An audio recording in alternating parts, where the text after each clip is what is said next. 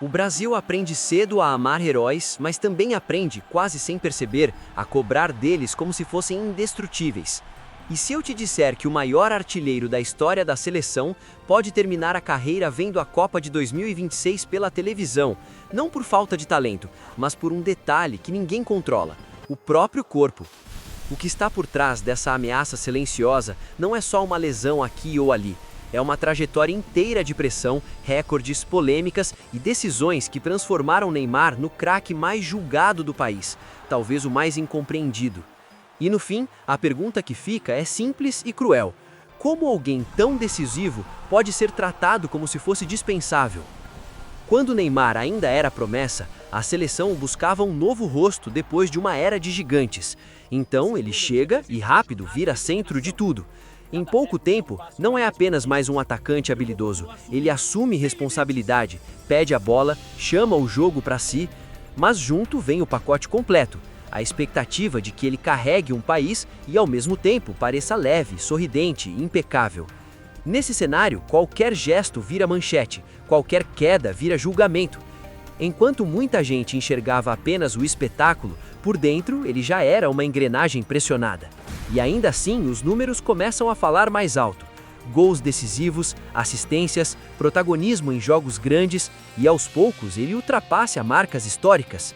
Neymar passa Pelé em gols pela seleção principal, um feito real e gigantesco, mas que não trouxe unanimidade. Nesse momento, em vez de apenas celebração, surge um ruído incômodo. Como pode alguém bater um recorde desses e continuar sendo tratado como problema? A resposta está no que acontece quando a bola não está rolando. Neymar sempre foi um personagem fácil de odiar.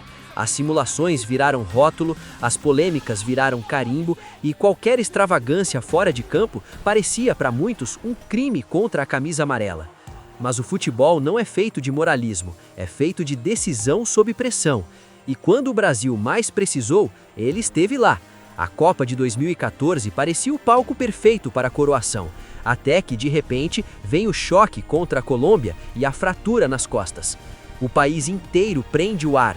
Aquele time, já abalado, perde seu jogador mais criativo e a história desmorona no jogo seguinte. O 7-1 vira trauma nacional. E mesmo sem estar em campo, Neymar carrega um peso estranho. Para uns, a ausência dele explica o desastre. Para outros, ele vira símbolo de um projeto que falhou. E ali nasce um paradoxo que o persegue até hoje. Quando ele joga, é cobrado como salvador. Quando não joga, vira acusado de ser dependência. Em 2018, a promessa de redenção encontra outro obstáculo. Ele chega à Copa voltando de lesão, ainda tentando reencontrar ritmo. E cada falta sofrida vira discussão mundial. O Brasil cai e a conversa muda rápido para o que ele não fez, não para o que tentou fazer. Então vem 2022, com uma geração que finalmente parecia mais madura. E Neymar se vê, de novo, na encruzilhada entre o sonho e o limite físico. Ele se machuca na fase de grupos, o tornozelo incha, o país entra em pânico. Quando retorna, volta como quem carrega uma rocha nas costas. E na eliminação para a Croácia, ele faz o que se espera de um craque em jogo travado. Decide, marca na prorrogação, desenha o gol com frieza e talento, como se dissesse sem palavras que ainda está aqui. Mas o futebol nesse momento mostra sua face mais cruel. O Brasil sofre o empate no fim e cai nos pênaltis. De repente, o gol dele vira nota de rodapé e o debate vira tribunal. Por que ele não bateu primeiro? Por que a postura? Por que a reação? O detalhe tático e o detalhe emocional se misturam, e a imagem do craque fica presa entre o brilho e a acusação. A consequência é um desgaste que não aparece nas estatísticas, porque os recordes continuam, mas o corpo cobra. Lesões começam a interromper sequência, a quebrar ritmo, a atrasar retornos. E nesse ponto, a tensão cresce de um jeito diferente, mais silencioso. A dúvida deixa de ser sobre talento e passa a ser sobre disponibilidade. Quando a seleção tenta se reconstruir, novos nomes surgem, o futebol muda de velocidade, e Neymar, que sempre foi o centro, corre o risco de virar uma questão. Não porque não tenha qualidade, mas porque a Copa de 2026 não espera ninguém. E aí mora a possibilidade da injustiça. Afinal, quantos jogadores na história do Brasil chegaram tão longe em gols e protagonismo e mesmo assim precisaram convencer o país inteiro de que mereciam respeito? Agora, o relógio aperta e cada retorno é tratado como teste final.